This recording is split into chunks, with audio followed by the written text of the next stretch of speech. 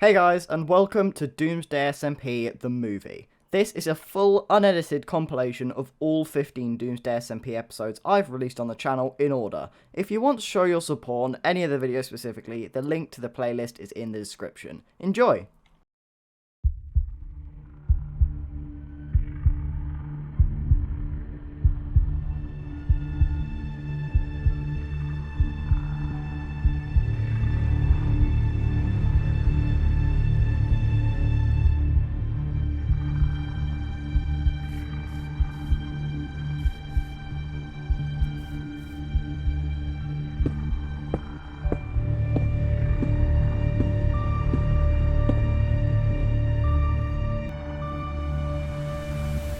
Oh no. So, those of you who've been here for a while will know that I am awful at hardcore, and I die a lot. I mean, in the first episode of my last SMP, pretty sure the death counter was at 10 or 11, but I'm pretty sure I lost count, so to be honest, it could have been anything from 10 to 15. So, naturally, I decided to co-found and join an entirely death-related SMP. Seriously though, I had like 8 hours of footage from this episode, and it took ages to edit, so please subscribe. Thank you. This is the Doomsday SMP. Every week, the player with the most deaths becomes rogue. This means that their goal is to assassinate everyone, until only rogues remain. We will be playing with lots of different popular YouTubers and streamers, and DT. Non-rogues can only attack in self-defense, however they are allowed to place traps.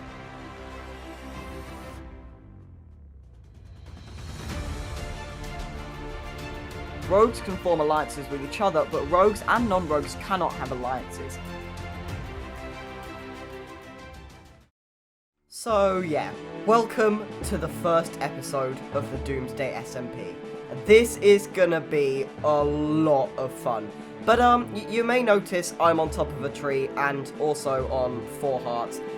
Basically the server started literally 2 minutes ago and it's nighttime, and I had an encounter with those zombies that was not fun at all. But yeah, I've got a lot of exciting plans for this series. I've got a base planned out and a starter base. I've got loads of stuff I want to do, like villager trading and stuff. But first of all, it's important to mention a couple of things. First of all, if you haven't seen the trailer, there's a lot more info about this SMP there. So please, please, please go and watch that over at Piplup's channel. Then second of all, I sound a little bit different. I'm sorry, I'm really ill at the time of recording this. I just have a really bad cold, basically, but I really want to record on the first day of this SMP, get some stuff, so if there's not much talking for the first sort of bits of this SMP, then really sorry about that. Hopefully it'll be better for future episodes. That does not look fun. Anyway, as I was saying, I've got a lot of plans for this SMP. And basically, I want to get going as quickly as possible. I want to get some resources, and I'm going to play this very differently to how I did in Dalek Mod Survival, right? So, this is a set seed. I know a little bit about the seed, as I was actually the one that chose it, but I don't know too much. I deliberately didn't explore too much of the world. All we were looking for, really, was a jungle and a lot of biome variation. So the reason we're looking for a jungle is because that's where I want to build my base, and I think a couple of other people are going to build in the jungle as well. This is a humongous jungle, but then we've also got some forests, some mountains. I'm pretty sure there's some other stuff over there. Hey, some more people joining. So, another thing to mention, you will recognise a lot of people from this SMP. So, Good at Everything is someone from My Olympics. There's a couple of other My Olympics people as well. Oh no, and Good at Everything's already dead. That's not a good start. That's not a good start. First death. Oh no.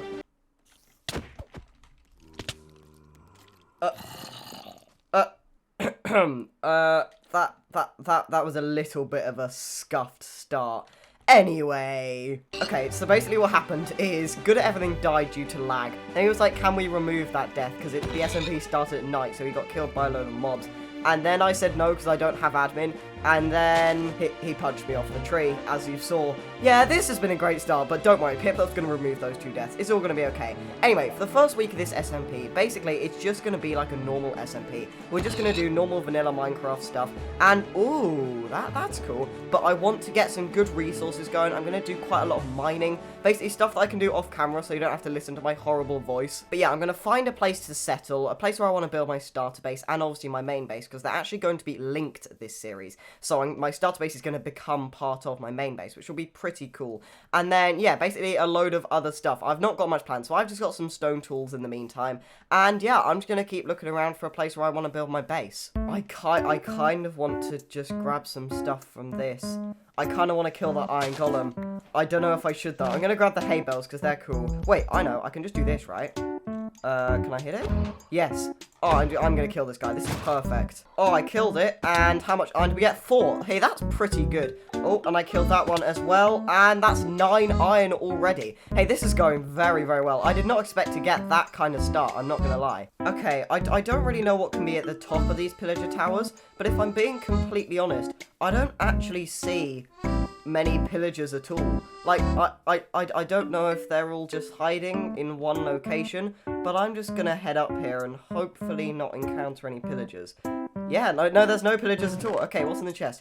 Ooh, some wood. Carrots and potatoes will be helpful for farming and stuff later. Yeah, this is pretty good. Can I make that water? That's the question. Oh, yes, perfect. Right, now, there is something I want to do, and that's that sometimes a village can spawn next to a pillager tower, so I want to see if there's a village nearby, because that is a thing, right? I'm pretty sure it's a thing. Ooh, a ruined portal. Oh, was that why? Yes. Oh, that's amazing. There's a village right there. It is quite far away from the jungle and stuff, so I don't know if I'll be able to set up a villager trading hall over there.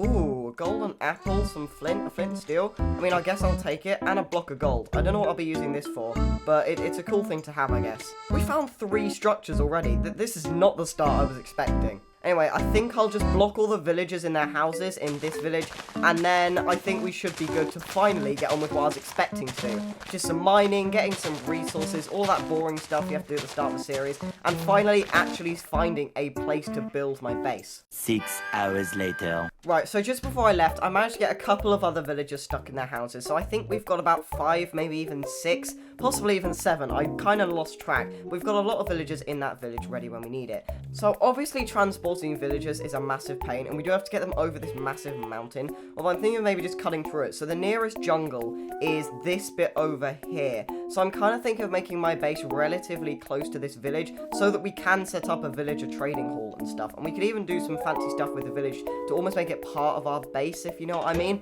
That would be pretty cool, so I'll do something like that. I think it would be nice to have our base roughly around about here. I do want it nestled deep in the jungle, though. I don't just want it on the outskirts. So I'm going to have a little look for a place that I think is nice, and then we'll tower up, maybe see what's around, and see if it's a good place to settle. Wait, what? There's another village over literally, look, that's the savannah where we just were. I was just doing a little bit of exploring, and there's another village. This is absolutely crazy. If this one's a little bit closer to the main jungle, we might want to use this one, and then we could even sell the villagers maybe, or sell that village over there to someone else, because currently, technically, they're mine. Wait, is that slavery? I feel like that might be slavery. Maybe we don't do that. Right, if we do the same thing again, try and trap all these guys in their houses by ringing the bell, and then kill the golem. Oh, I nearly fell down there. That would not have been nice. But anyway, if we just ring this bell a couple of times, hopefully they all go in their houses, I think. I hope. I'm not going to bother trapping in any of the other guys. They'll probably be safe. And to be honest, even if they all die, it doesn't really matter. Because we've got enough trapped to make it, you know, we've got enough trapped, basically. Right, if we now assume that village is going to be our main village. There's a desert over here. We could do something with that. So I think it would be pretty cool, maybe even to build my starter base on that one. I want a really tall tree to build my starter base, you see. And I'm just looking around to see what trees are tall. That one definitely stands out, although it's quite on the outskirts of the jungle. And I did say I don't really want that. Oh, another death. Oh, that's annoying. But I'll tell you what's more annoying. Someone letting out all of your villagers. Yeah, good at everything, has just come on the server and literally set all of my villagers free. So let's just recap. This guy comes on, kills me when he's actually not allowed to, then sets all my villagers free. It's pretty funny for now, but wait until it's not.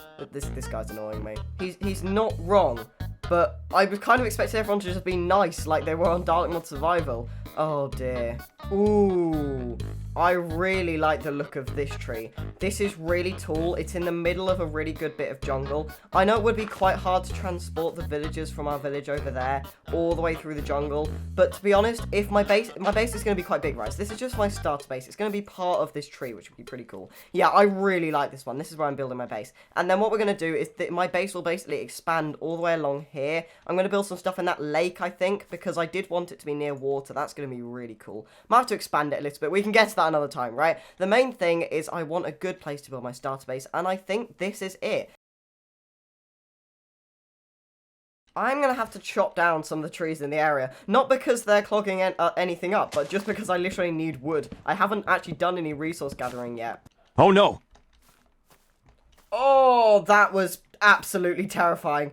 Oh, I'm never trying to go up there again. Anyway, randomness aside, this is my starter base. I know, it's not the best thing you've ever seen, but my starter base properly will be in that tree here. It'll probably come out to about here, to be honest. It's pretty big. I've got a full plan for it, don't you worry. But yeah, I've got a chest full of all the random junk we've collected.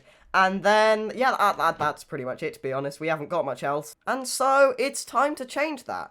I think it's time for a bit of a mining session.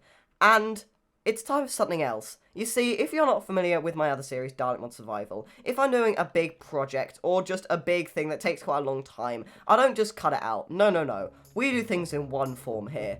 Time lapses. And so, it's ready for the first time lapse of the Doomsday SMP. Let's go and do some mining.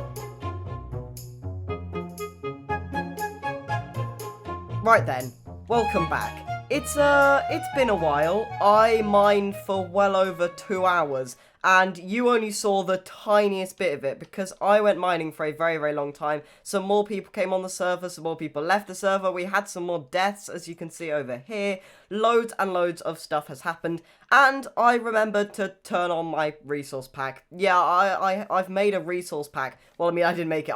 I've put together some resource packs that other people have made for this SMP, like vanilla tweaks, gilded netherite. It's very, very cool. Improved stuff down here, improved HUD and stuff, and I forgot to put it on for the first bit of the episode. This first episode's going so well. But anyway, so I'd like to show you what I got. So in this chest is what I got in the bit you saw. That's the strip mining. It's not bad. I mean, it's got like 3.5 stacks of redstone, over 1.5 stacks of coal, not much gold actually, 46 copper, 50 iron, and a little bit extra that I smelted, 7 diamonds, which I think I got pretty unlucky on, and 50 lapis. That was about 40 minutes worth.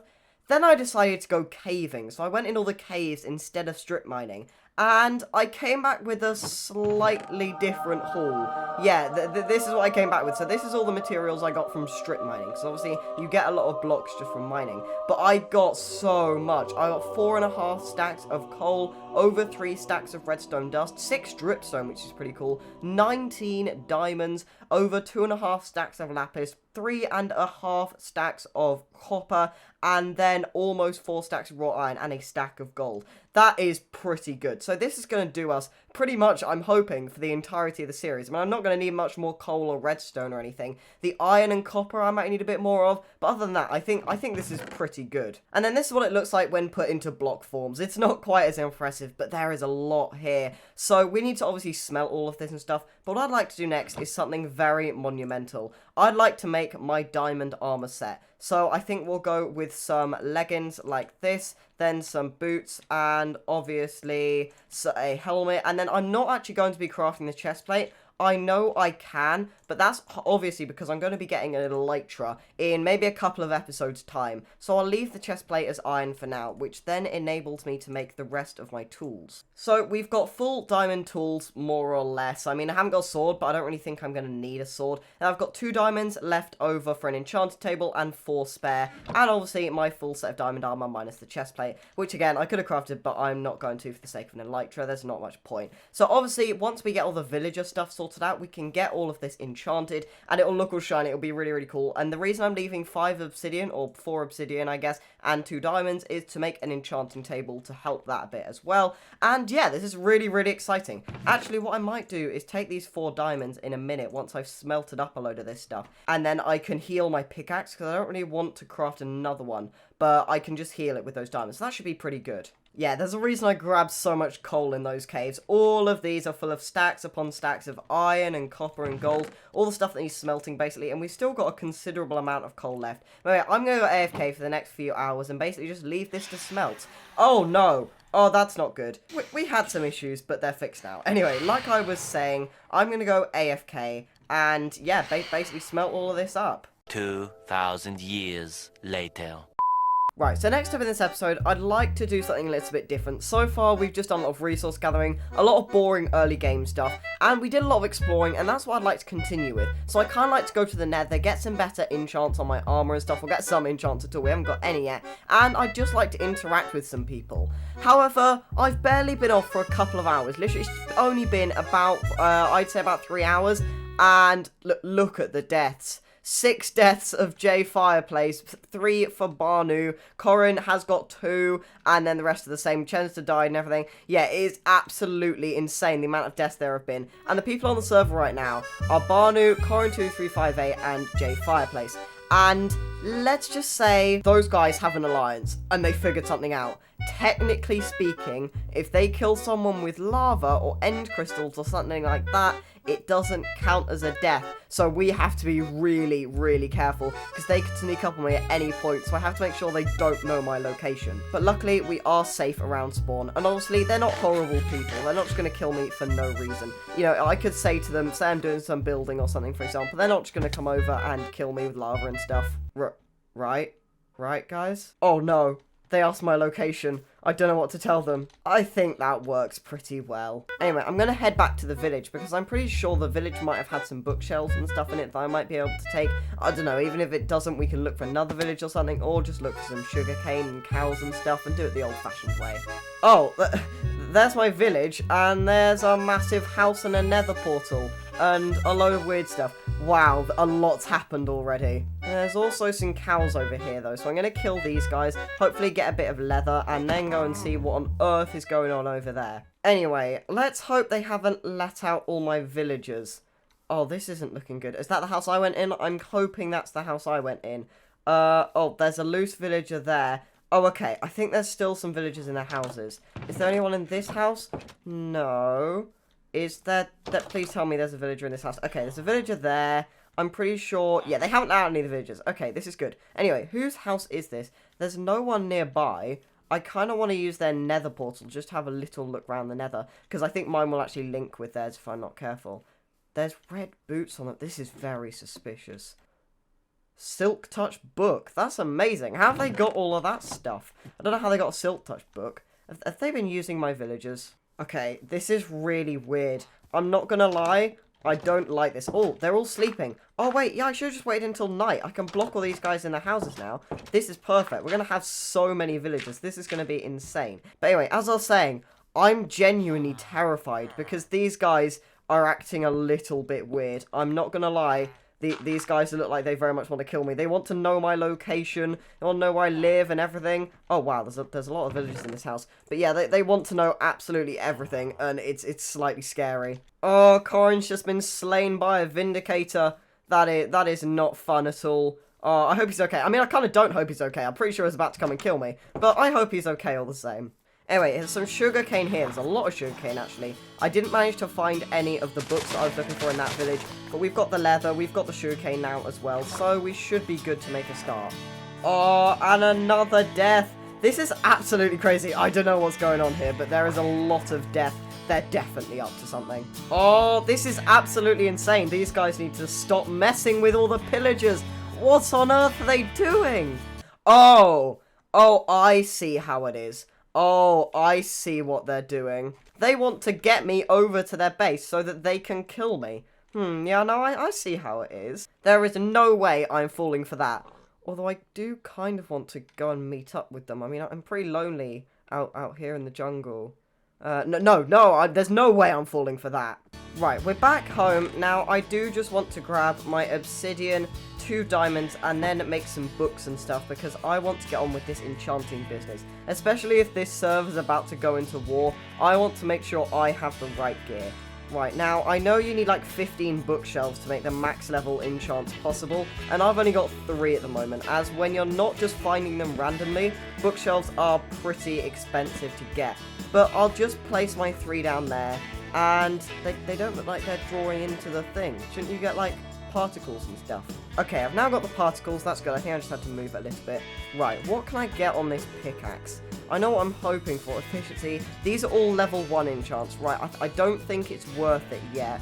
Right, we're in dire need of bookshelves. So what I'm going to do is go looking for a little bit more sugarcane. And we're actually going to temporarily abandon the idea of venture for now. And basically what I'm planning to do is build my starter base and set up a sugarcane farm at the same time, so that the sugarcane can grow while I'm building my starter base. Ooh, this looks nice. There's like a bamboo bit of the jungle.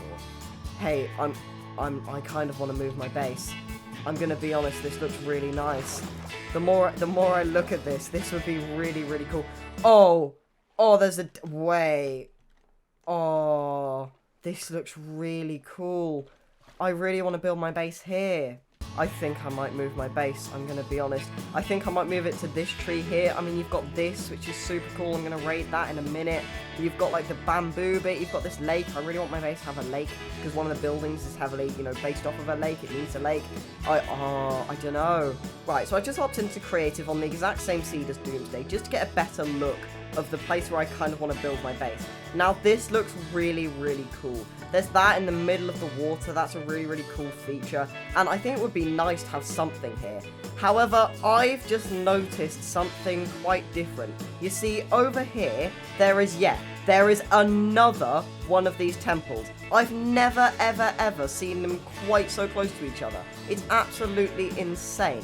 But get this, look at this. There is a massive lake here with an island in the middle. This just looks absolutely incredible. I absolutely love this. I mean, look at this. There's an island, there's trees in the middle of it. There's a bamboo bit over there. There's a forest over there. And I don't think it's that far away from my village. Okay, so here's my village with all of my villages in. And those are the coordinates.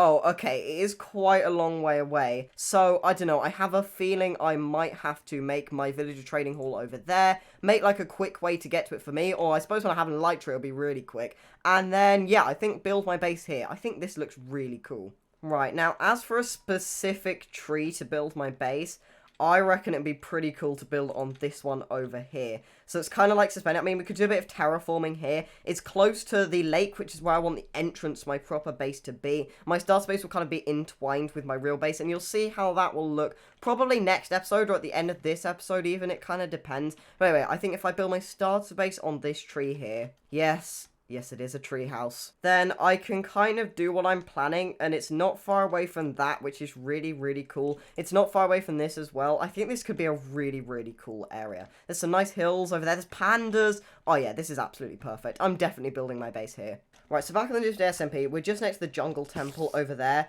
What on earth was that? Oh, there's a spider there. Okay, I got absolutely terrified then. Anyway, if I just go roughly in this direction, I'm pretty sure the big lake should just be, like, right here.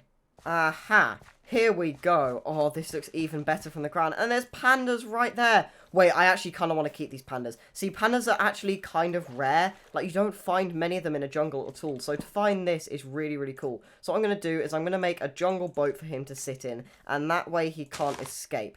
Please get in the boat. Yes, perfect. Right, that's one panda in a boat. Oh, it looks so funny. I love how it looks with, like, a panda in a boat. Oh, it's a perfect size.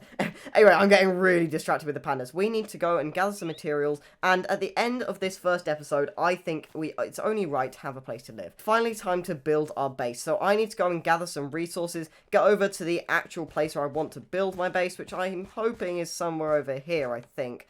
And then we should be good to go. Wait! There's another panda. We are literally right next to the other panda. Okay, I need to go and get my crafting table. Quick. And I need to make another boat for this panda. Look, literally, I won't cut any of this out. Our crafting table and the other panda is right here. Now, if I make another boat, that's not how you craft a boat. If I make another boat like that, I don't need the mossy cobble. And I go over to this panda again. We could have two pandas. We could have a panda family. This is perfect. This one's an angry panda, but I don't think it matters. If you get in the boat... Oh, first try. Absolutely perfect. I cannot believe that. We have got two pandas. This is amazing. Right, that was definitely interesting. So, we've kind of got half an alliance. I feel like we're a little bit of a double agent at this point. We are going to make an alliance with Piplup. That's the proper alliance. But then, we've got what's called a half alliance with the other guys that seem to be dying a lot. They're not going to kill me. We're not friends. They're just not going to kill me. Whoa, whoa, whoa. Time for me to voice over and editing. This is so confusing when I'm putting it together. Basically, Corin randomly asked me for a VC, which is what you saw. Then I VC'd with him, and he basically explained why he was doing the raid and stuff. Basically, it was an accident. It was a bit of a thing they didn't mean to do. They were going to try and trick me, but they started the raid way too early. And long story short, they all died. So that's why that happened. And then he said, do you want to have an alliance? Because they kind of split up or something. I can't really remember, to be honest. But long story short, we've not got an alliance with Corin. We've got an alliance with Piplup. But Corin isn't going to kill us, so we're a bit of a double agent. Anyway, with that madness out of the way, I think it's time to do what I just mentioned, and that is the very important task of starting my starter base. So I am trying to finish it in this episode, but I've just been gathering some resources, a couple of stacks of planks, a couple of stacks of jungle logs, and I reckon we just get on with this. And so, for the second time this video, let's do a time lapse. And it's the first building one of the series too, so let's go.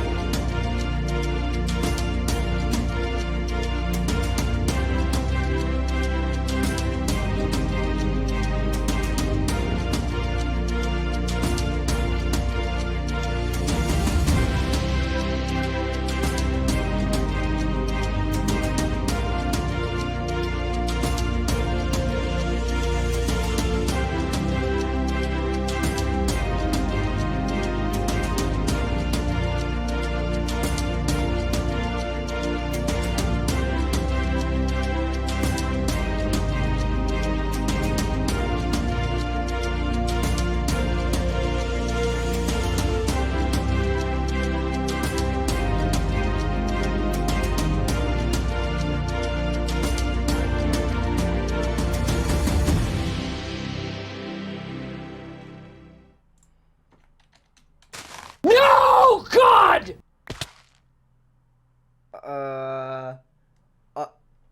I didn't mean to do that.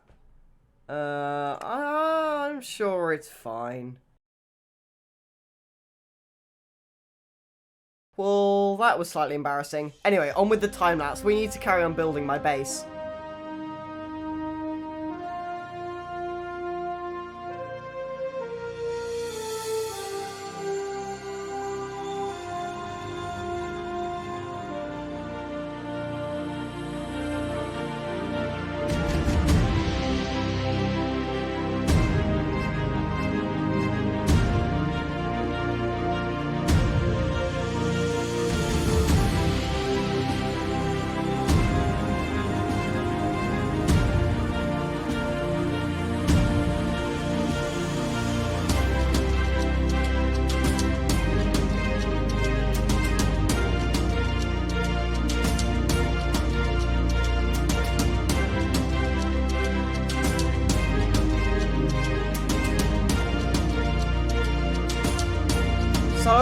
there you go.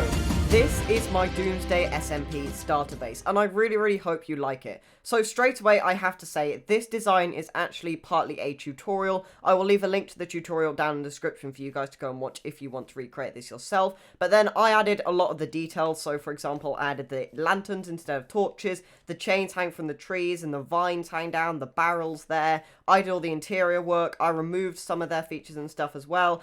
But the reason I'm standing here, not inside the starter base, is because this guy, he can climb ladders, and I kind of forgot that creepers are able to climb ladders. So the main entrance... Ooh, I'll come to you in a second and kill you. Sorry, what? Anyway, the main entrance to my base is via a ladder, and I realised creepers can climb ladders. So we may have to do something about that soon. But anyway, once I finish off this ladder, we are pretty much done. All you have to do is climb all the way up here, and you are in the interior. Now, I didn't actually show the making of the interior in the time-lapse. It's obviously quite hard, as it's quite cramped. But yeah, it's pretty cozy. You've just got a crafting table, anvil, brewing stand, some furnaces, some flower pots, bed, all the basic stuff, some chests. I moved all of my resources, almost all of my resources. I still need to go and get the cobblestone and deep slate and stuff. But yeah, I moved all the way from over there into this base, and I'm really happy with this. I think it's really cool. You've got a bit of a walkway that you can walk all the way around. I think you have to walk on some melons and stuff at some point,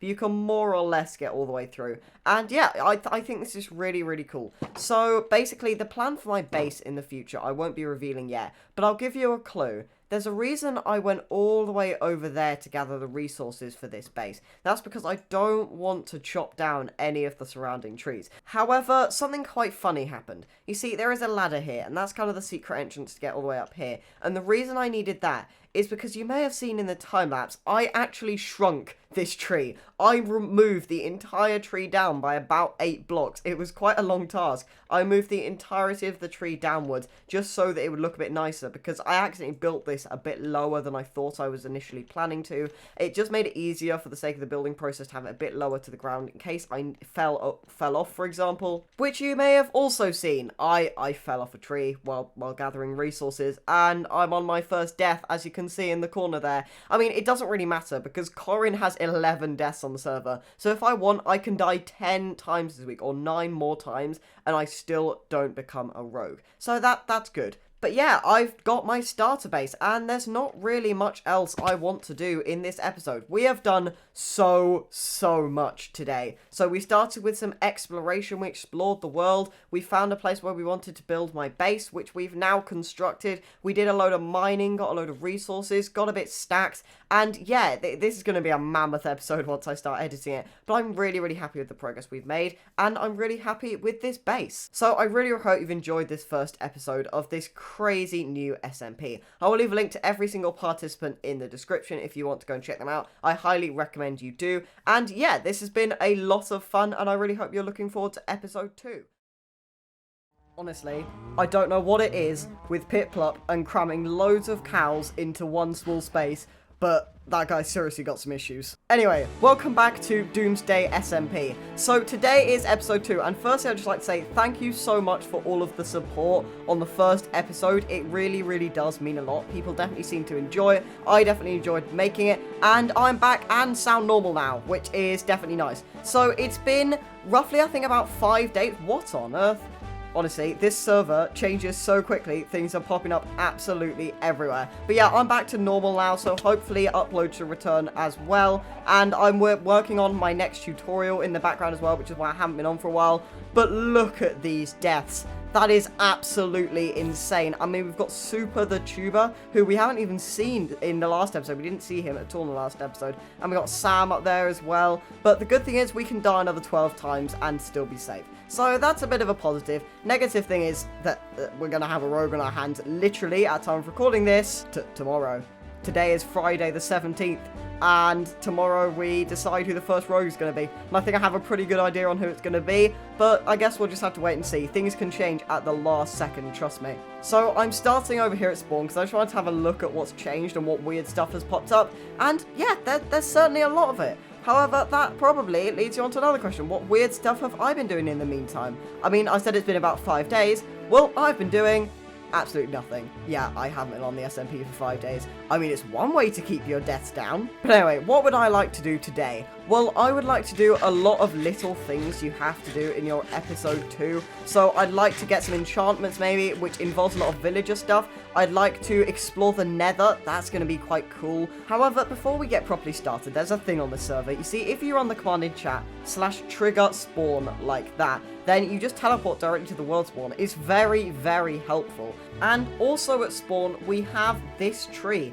And no one has cut it down because we did have spawn protection, but Piplups just removed it because it was kind of an accidental thing we didn't mean to have. And so because of that as well, no one's removed these dirt pillars. So I figured I'd start this episode off by making this place just look a little bit nicer, right? I mean, it's our spawn area, so we want it to look nice. And so I'm going to start by removing these dirt pillars. But I do actually want to do so. Oh, I'll tell you about my inventory in a second. It's a bit random. But I do actually, I do want to do something with this tree. I'm going to decorate it a bit and stuff. Because I think this should become one of those strange things you have on servers. That, you know, might just stay as a random thing. Or it might evolve into something really weird. And that's that this is going to become the sacred tree. Yep, you heard me right. And, you know, we've got to show that it's a sacred tree. I mean, I kind of want to keep it like this just because you shouldn't touch anything that's sacred, right? But what I'm going to do is I'm going to put a little bit of a fence around it. You know, make it look like it's protected and stuff. And basically decorate it and make it look nice. I think that would be quite cool.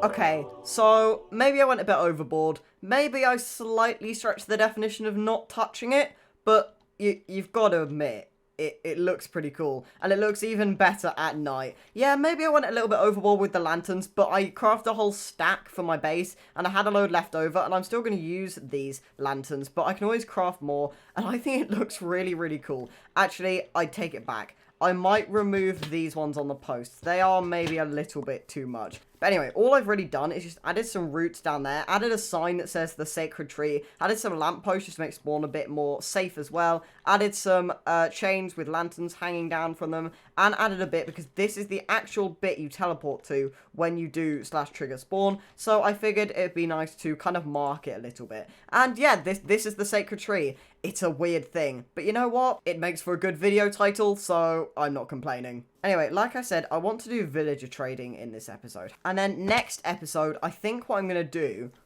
What? Sorry. What is this? There's a natural waterfall. There's like a valley area.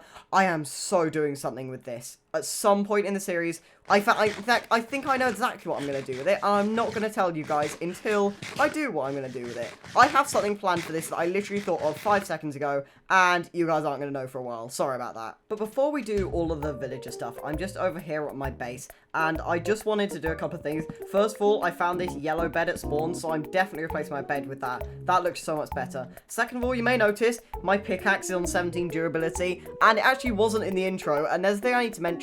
While I was waiting for Piplup to turn off the spawn protection so I could do the random tree thing I wanted to do, I went mining just for a tiny bit, especially as my pickaxe was so low already, just to get some deep slate, because I do really want to use it in my build for the villager thing, which I haven't planned out, but I knew I'd want to use it, so I grabbed a couple of stacks of that, and I actually found 5 diamonds at the same time, which was pretty cool. And I grabbed a load of melons, and I'll tell you about that later. But what we need to do with these diamonds now is repair my pickaxe. So that uses 4 of them, and then if I put the other one on my axe, then that should be good. Wait, what? Okay, I just found another village. This isn't even the village I was actually looking for, but I might actually use this one. I have a feeling it's actually closer. I won't show you the coordinates, obviously, because I messed that up last episode, but I have a feeling this one is actually, and it's got a blacksmith. I have a feeling this one's closer. Look, the jungle's right there. Yeah, I definitely think this one's closer, and I prefer the way this one looks. It certainly looks bigger. It's right next to the jungle, which is super helpful. It's got a blacksmith, it's got like a little marketplace and stuff. It looks really cool, which means I wouldn't have to get rid of any of the existing village, which is certainly a nice thing. Does it have anything good in the blacksmith chest? Oh, yes it does. So what I'm going to do is grab this dirt and make a very temporary sort of trading hall. So I guess it would be smart to do the bell ringing technique and get them all in their houses now. So if we do that, then they should all run in their houses. This one's in there. And then, come on guys, you know what to do. Run into your houses. Right, so there's a lot of villagers roaming free still, but I'm pretty sure I have at least 10 locked in their houses, which is more than enough to make a start on this project. So I guess what I do first is make a villager breeder, right? I'm so inexperienced with villagers, but I'm pretty sure that's the first step. So I need to look up a tutorial for this. Okay, so I just made this tiny villager breeder literally out of dirt. I have no idea how it works, but I'm just gonna have to hope. Now, the reason I built it here is because we got like 3 villagers, actually 4 really close, and there's another guy there, so they should be quite easy to get in. I just need to watch a bit more of the tutorial to work out how we do that. Okay, it turns out you need minecarts. Now, I did think this was a possibility, which is why I bought a bit more iron than I was initially going to. Now, it says if you just give them a little platform and then wait until nighttime to let them out, then they should just go in their beds of their own accord and then get trapped when they wake up. So that's what I'm going to do. But now I need to go and grab another villager, and there's one in this hut right here. Right, so this is taking much longer than I thought, but it is now nighttime, and that means it is the moment of truth. I think if all goes well, I should just, if I don't fall down that is, I should just be able to let these guys out of their minecarts. So if I break the rail, and then very carefully with hitboxes on, break the minecarts. Yes, that's one. And, please, sir, come on, get in the bed. Please get in the bed. Oh no, oh no, oh no, I didn't think about this. He's on the roof. Oh no, he's escaping. This isn't good. What do? I've got one of them in. Oh no. I completely didn't realize that he could get on the roof. Yes, wait, please. Oh, you idiot. Oh. Oh. No. Oh no.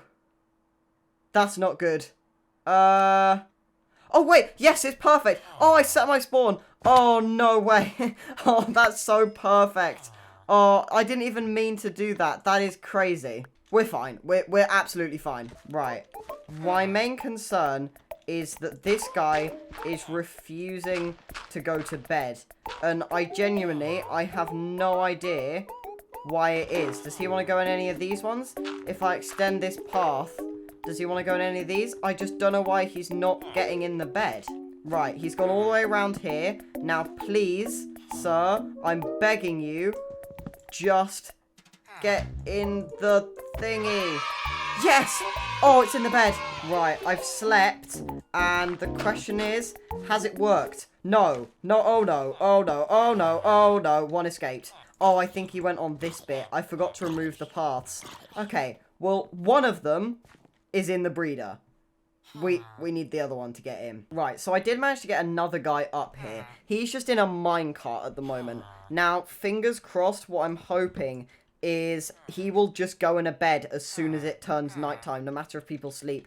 And then I just need to be quick and remove the block he's on, and we should be good to go. But the next issue with a villager breeder is you actually need a lot of food. Like, villagers are really annoying when it comes to breeding. They're not like other animals. You don't just right-click them and they magically breed. No, you need a lot of food. And wheat is one of them, or rather bread, I should say. So what I'm going to do right now is make an iron hoe, because what we're going to be doing next is a lot of farming. Okay, that's really strange, but this village literally has no farms.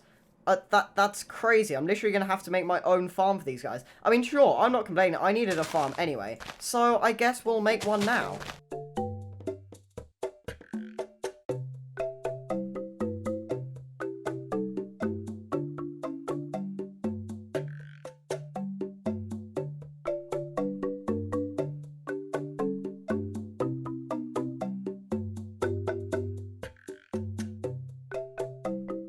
Okay, so it's been longer than I care to admit, and I've just built a very basic farm. It's roughly based around pit-plops. I mean, it's a very common concept. You've got the trapdoors. I couldn't really be bothered to wire up any redstone, but you can just open all the trapdoors, all of it flows down, and there's just a load of farmland space for me to grow some wheat and to grow some potatoes down here at the bottom. Right, I collected 29 hay bales, and that's definitely a lot of wheat. Now, what I'm going to do is turn all of this into bread for the villagers now, so that they can kind of start breeding. Honestly, so much of this episode has already just been spent making that breeder. I'm not sure we're going to actually have time to make the villagers trading hall, but we can always do it another time. Anyway, while I'm waiting on that villager breeder to finally get my trades going and stuff, I figured I'd try and find some melons for starters, because I'm going to be making a melon farm at some point. Probably, to be honest, next to that farm as well. That might become like my hub for farms and stuff.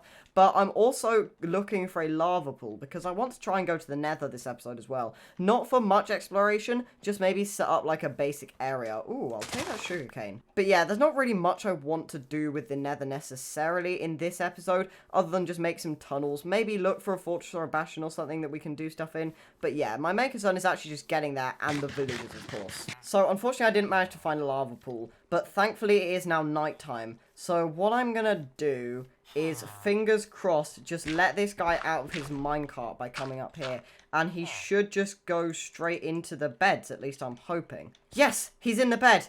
Right, quick, break this block here, and I think we've finally done it.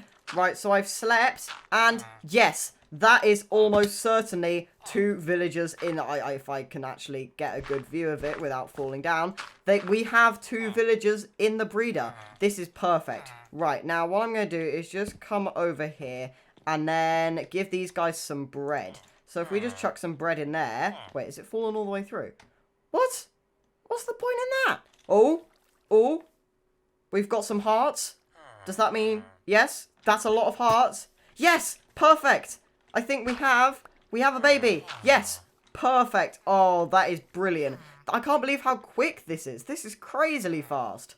Anyway, next up, I'd actually like to start on the professions of these villagers. So what I'm going to do to start with is make a lectern so that I can turn some of these guys into librarians so that we can hopefully get some decent trades. And obviously that's going to take quite a while, and I also need to reteach myself how to make a lectern.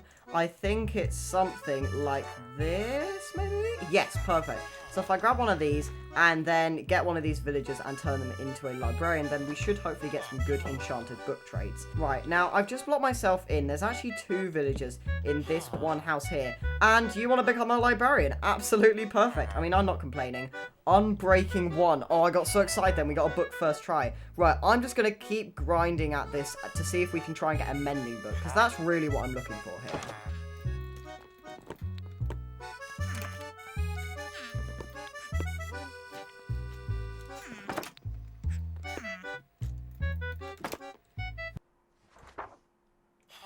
No way. There's no way. This is ridiculous. Sorry, this is like my 4th one. And it's 16 emeralds. That's ridiculously cheap. What? Right, now I need to lock in his trade, and I always forget how you do that. I am kind of just hoping it stays locked in, because I don't have 16 emeralds or 24 paper right now. And I don't think I do anywhere, to be honest. I'm going to definitely need the emeralds. I'm really just hoping you stay locked in. Right, what I think might be better, considering I do have a farm and stuff, is if I turn one of these guys into a farmer villager. I've got a wheat trade and a potato trade. I mean, technically speaking, that is ultimately all I really wanted, because I do have both of those crops. But if I just lock that guy in like that, then that's our farmer villager. We know where to come for him. No way. I've just found this guy, and he literally, all he wants is 10 clay balls for an emerald. This is a ridiculously overpowered trade. I need to get in there right now. And first of all, mine the clay that is right next to him. But I don't know how much this will give me. I'm pretty sure it'll only give me 16. Yeah, so we can get an extra emerald. But there's all you need for clay is water, right? So this should be pretty easy. Right, come on. Get in here. Trade with this guy. And we have got 17 emeralds. And we leveled him up. I mean, I don't know what he's going to give me now. But this is perfect. 17 emeralds. Right, quick. Quick, we need to go over here as fast as possible. Luckily, it's right here. Come on. Yes, and... oh, the first mending book of the series. And in the meantime, that took so long that we've got 1, 2, 3, 4, maybe even 5 villagers in there. That's so many. This villager breeder is absolutely insane. Anyway, if we block that up, we hopefully will get a couple more as well with the amount of food they've got. So yeah, I'm really happy with the progress we made. We've got a mending book. I have a feeling I'm just going to pop it on my pickaxe. That's the weapon or tool, sorry, I use most. So, but obviously we've now got an unlimited supply of them, especially with the clay ball guy. So maybe off camera, I'm going to make this place look a little bit nicer. And yeah, this is pretty much us done with the villagers for today. Anyway, next up in this episode, I'd just like to go to the Nether, which is why I've set up this portal frame here. So I'll go there in a second. However, obviously this place looks a little bit different, and I've just spent a couple of hours grinding. I've set up a little farm for this stuff, the cocoa beans, I think they are, and I've got a load of stuff I've been collecting in this chest. I've been trading with the farmer guy in here to level him up and stuff. It's all going pretty well. I've set up a little mine shaft leading down there, and I'm getting a load of resources I can sell to my mason over there. I've extended my farm. A lot's been happening, but basically all of this was to level up my mending villager, or rather just to trade with him more. And I've been doing that. He's been leveled up, which is absolutely fantastic. And I have 6 mending books, which is really, really good. So I'm just going to take all of these now and hopefully put them on almost all of my tools. Right, so first of all, we obviously want one on my pickaxe. And I think we want one on my axe as well. And to be honest, we'll go with the shovel. And then I think leggings is quite important. And we'll see if we can do the rest of the armor. I don't think we can with the amount of XP we've got. And there we go. Mending on our boots. Oh, no. I've just realized how stupid I've been. Wait. Oh, no. I've just realized, because I've put an enchantment on all of this and all of my tools and stuff before using the enchantment table, I can no longer put these tools in the enchantment table, which means they're going to have to make new tools and then combine them with these mending ones. Oh, you're joking. Oh, you know what? I'm sure it's fine. It doesn't really matter. Now, obviously, the main priority for me was mending, so that I didn't have to make any other sets of tools. Although, now I'm going to have to make new sets of tools because I was so hasty with the mending. But you know what? I'm sure it doesn't matter. The next priority for me, really, is protection 4 and unbreaking 3 in the armor, and efficiency and unbreaking on the tools. And then there's not much else to it. I mean, you've got the important ones like Silk Touch and Fortune, and you've got all of the Aqua Affinity, Depth Strider, all of that kind of stuff on the helmet, Respiration and stuff. But after that, we should be pretty much good to go. And so I think with that, it's finally time to face the Nether. I mean, I don't know what other preparation I need to do, but are you kidding? Are you actually joking? What? Just looking around with my sea counter. Yeah, no, I've got absolutely nothing. So I'm just gonna head this way and hope that I finally find some nether train. I mean, I'm at Y73. That should be good. But I don't know. I'm just gonna have to keep mining and hope for the best. Oh, yes, finally. We've broken into some actual terrain. And it's a ravine. It's literally just a nether cave. What on earth is this? Right, I'm just gonna follow this and hope that I end up somewhere semi-decent. Oh no. I didn't bring food into the nether. I'm not gonna lie, I'm not very prepared for this at all. But we found the actual nether, so that's good. Let's get to exploring this thing. But first, I do need to go back for some food. Wait, what? No way. I'm just trying to find my portal, and I've just found a nether fortress. I mean, that's cool, I guess. I thought that was a bastion for a second. My heart was about to skip a beat. That's quite cool, but it's not what I'm looking for right now. I mean, I'll save the coordinates. I can always come back here later. 2,000 years later. Okay, so I went back and got some food for our nether trip, and it's actually been a little while since that time. I've done a stream since then. We made a lot of progress on the stream, which I will show at the end of this episode, because I still do want to do a little bit of nether stuff before we run out of time. But as you may be able to see, the deaths have actually reset. So now that our rogue has been chosen, and he logged on and stuff, and we all did that, basically they've reset, and already there's a lot of deaths. I mean, to be honest, most of them were caused by Corin. My XP is finally back as well. It was a bug earlier when I couldn't get that XP to get that mending village, that first mending book that we got. And speaking of mending books, I actually would like to show you that. I can't hold it in any longer. I did a stream and it was awesome, and let's just say I got quite a few mending books. Quite a few mending books. A lot of mending books. And this guy, I don't know if he's still doing it, but he was initially, if you can come a bit closer, he is still selling them for 1 emerald and 1 book for 1 mending book.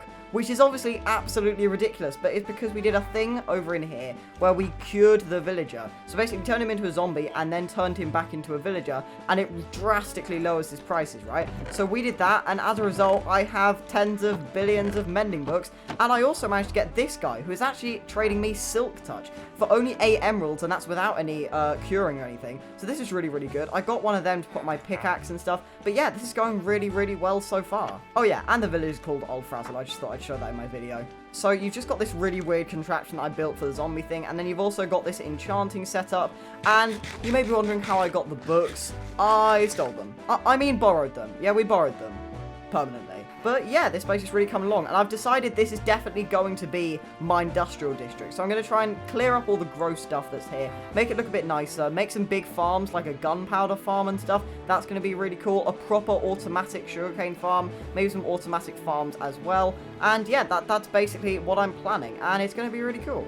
Anyway, to be honest, I think that's probably gonna have to be how we end this episode. We've been going for quite a while, and it's been a bit of a weird one, right? I mean, we've done quite a lot, but at the same time, it hasn't really felt like it. Like, we haven't done any proper time lapses or anything. But if you think about what we've done in this episode, we massively focused on our industrial side of things today. So we did a load of villager trading. We got kind of a villager bit set up, a villager breeder, our farms and stuff. Set up a cocoa bee farm. We got loads of mending books and stuff. We explored the nether. We built a nether portal and went all that. We enchanted all of our gear with mending. It's been a crazy one. Now, next episode, I want to focus a little bit on the villagers again. Make them actually look nice. Make the village look a bit nicer, and there's maybe some other stuff I might do, but I have some pretty big plans for next episode, and you'll have to see what happens next week. This isn't good. I know exactly what's gonna happen as soon as I log on, and that's that I'm going to burn to death. Oh no. Oh, I really need to get my stuff back. I'm just gonna hope it's all okay. I know we've got the grave plugin, so none of my stuff would have burnt, but I'm kind of just hoping that nothing else has happened to it. I think it was somewhere around here. I was jumping like this. Yeah, then I fell through this. Look how ridiculously unfair this is. I'm all the way up here at Y65, and I fell all the way down there, and that's my grave down there. We need to somehow get down there safely without taking too much damage and with only a stack of blocks. Oh, I've made it, and I need to make sure to place some blocks underneath just so that it doesn't all go into the lava. I don't think that can happen, but I just want to make sure. Now, if I just... Hello? Can I not just right-click this? Oh, there we go, finally. Okay, get all of my armor on.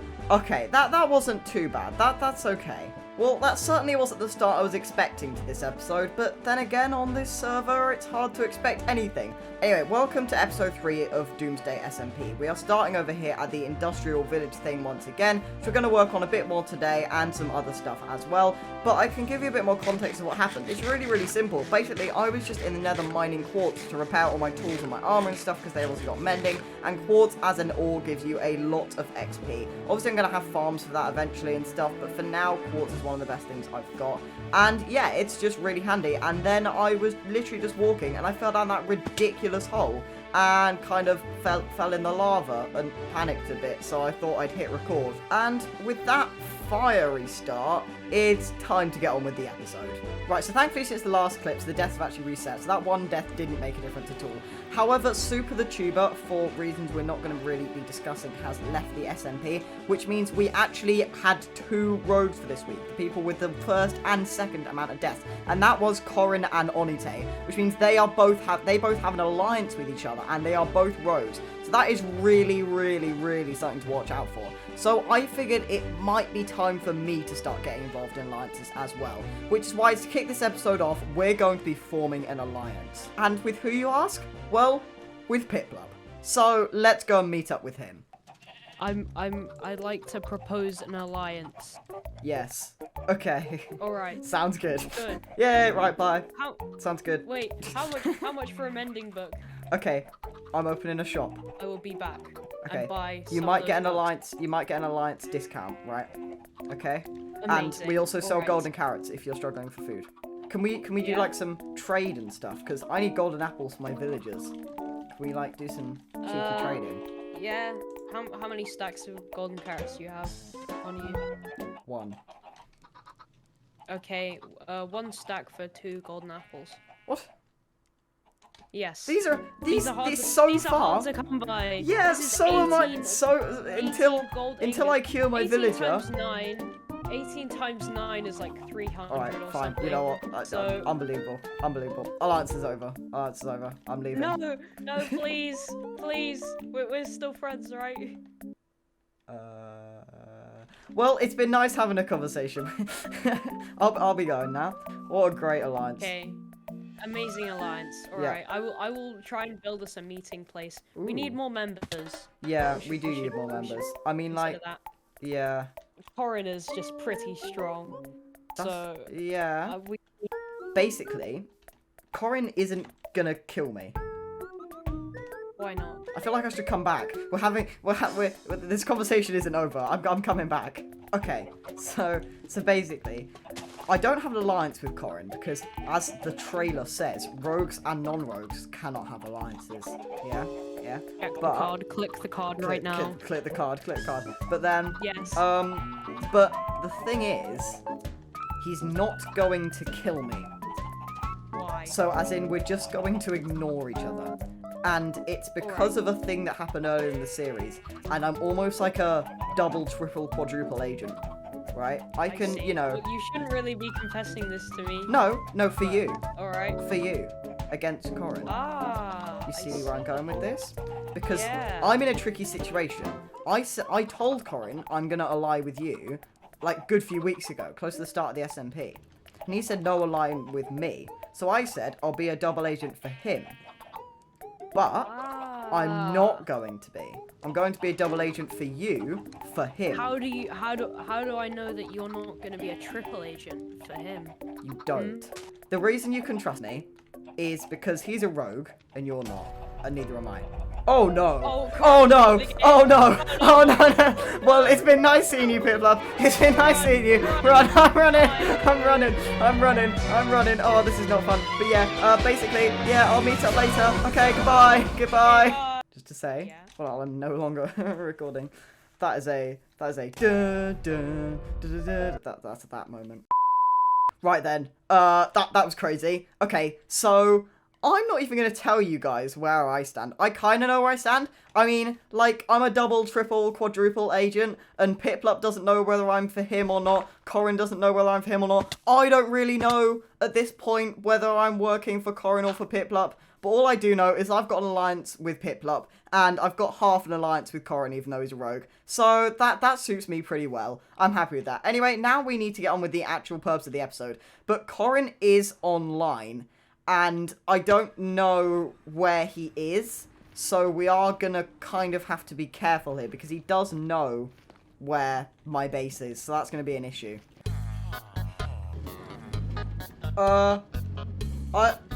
I don't like this. I'm really confused. I'm really hoping he's just bluffing here. Okay, now I'm really scared. Okay, yeah, no, I'm really scared. I'm really scared. Oh no! Oh dear. Oh dear. Oh no. Hello.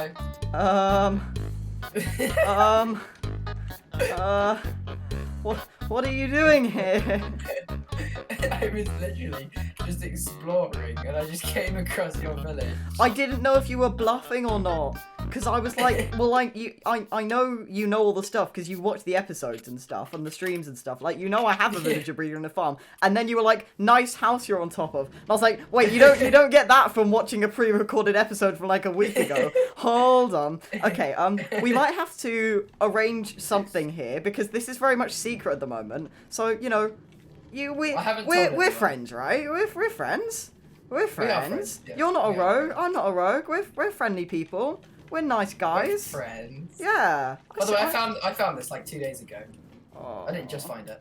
Okay. I didn't steal anything though. Okay. don't worry. Right. Whatever you do. I haven't told anyone. If you agree, even when you're rogue, to not come here, I'll give you some stuff. That's the issue with being. Oh.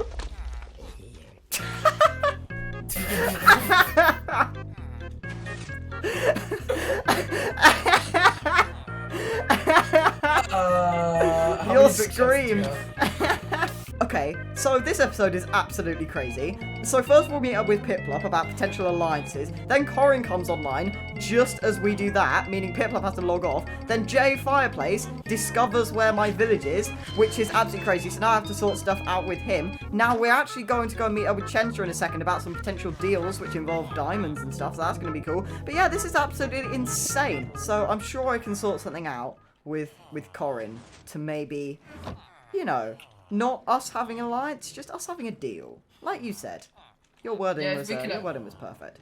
I'm sure that'll be fine, right? You know, I'm just on this SMP not to win, not to kill anyone, just to have fun, make an industrial district over here and stuff. You know, I'm sure we can come to an arrangement, right? Yeah, that's fine. Okay. Although, okay, that's. I don't want to be like, I don't want to be cocky or anything, but I don't think I'm going to be going rogue anytime soon. Yeah, I think I'm far more likely to become a rogue than you are, so I think we're fine in that department. Oh, oh, wow! Are you joking? Okay, I'm gonna have to go. I need to talk to a certain Mr. Chenster. This is chaos. Right, this is absolutely ridiculous. We need to meet up with Chenster right now. Hello? Hello? Right. Well, I found This is insane. So I'm not basically, doing anything, I swear to God. okay, that's fine. Basically, all I was planning to do this episode was build a shop, right? Yes. And a mending book shop. Then I come on and Piplup wants to discuss alliances, so I have a call with him at the start of my episode. Yes.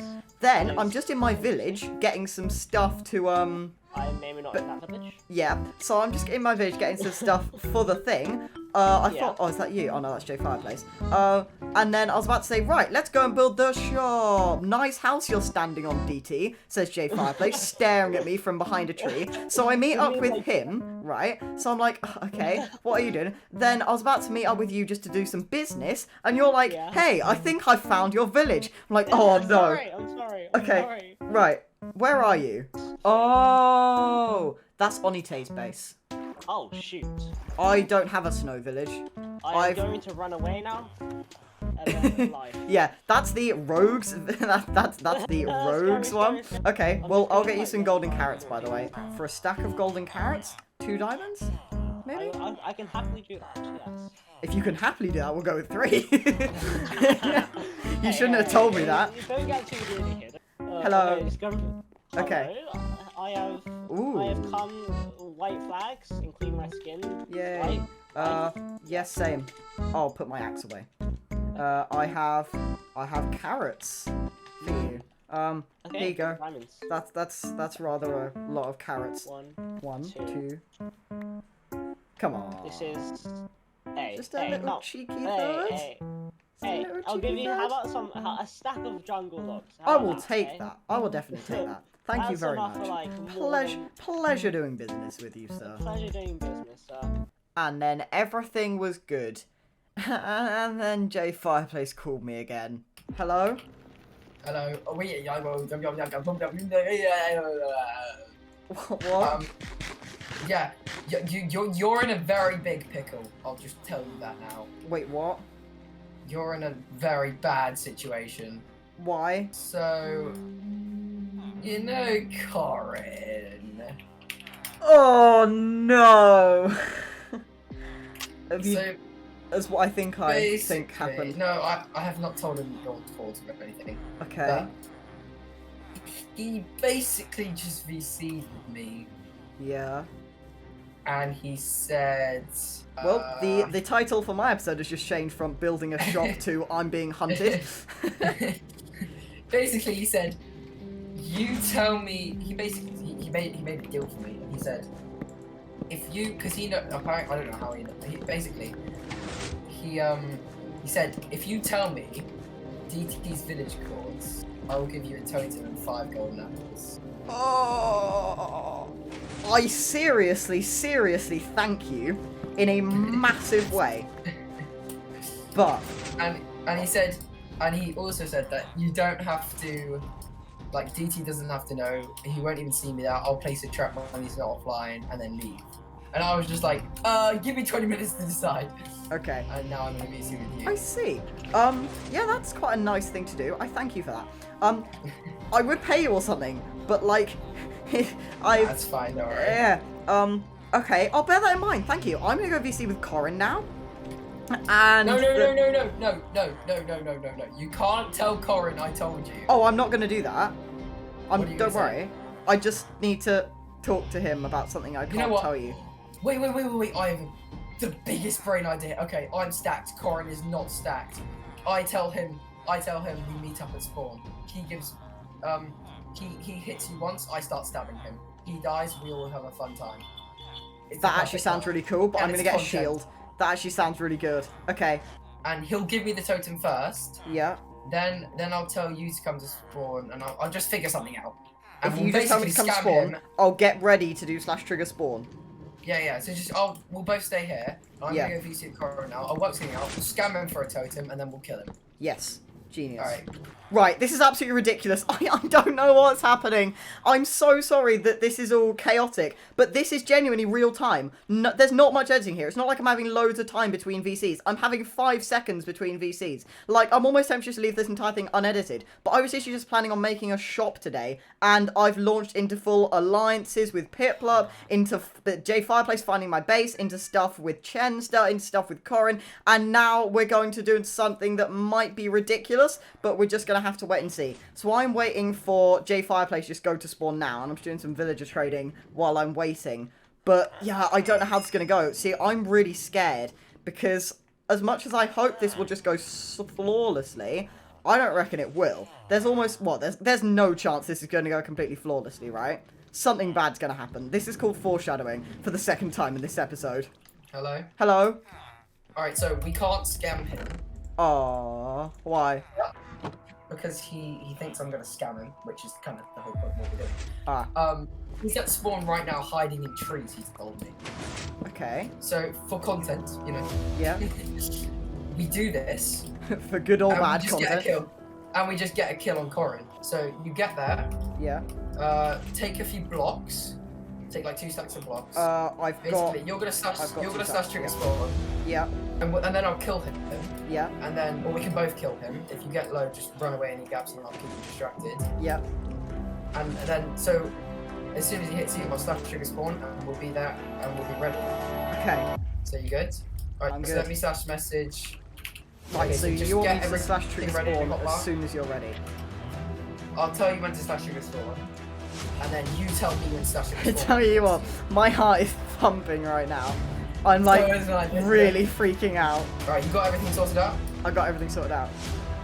Okay, yeah, okay. Slash So, trigger. I'm just no, getting no, it ready. I'm yeah, just getting it yeah, ready. I'm just getting it ready. Yeah. He hits you, you tell me, we go. Alright? Yeah. 3, 2, 2, 1, go. 1, go. Look around. As soon as he hits you, I'm clicking it. So it's just Chenster here at the moment. Okay. There's no one else here. He's just in the tree. Just kind of just wait by the tree. Kind of wait by the tree. He'll come out eventually. Then he will. Hit If I just look like I'm like Yes. recording an intro or something. Yeah. Oh, he's hitting me! He's hitting me! Yeah. He's hitting me Yeah. massively! He's hitting me! He's hitting me! Run. I'm running! I'm running! He actually did quite a lot of damage. Yes! Oh, that worked so well! Oh, that worked so well! Oh, okay. Wait, I've got an idea. Has anyone got a lava bucket? And he's in a hole. Right, just keep... Hang on. Just keep placing the block. Can you place water under there? Someone place water. Oh, he's digging under. Right. Okay, stop now.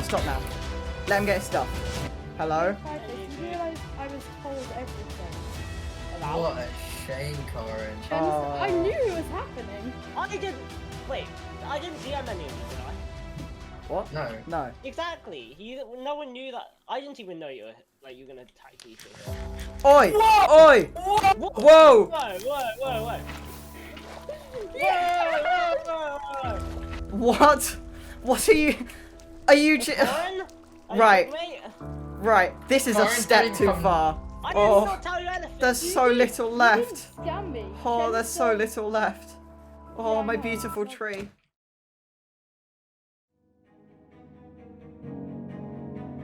Yo! That was happening.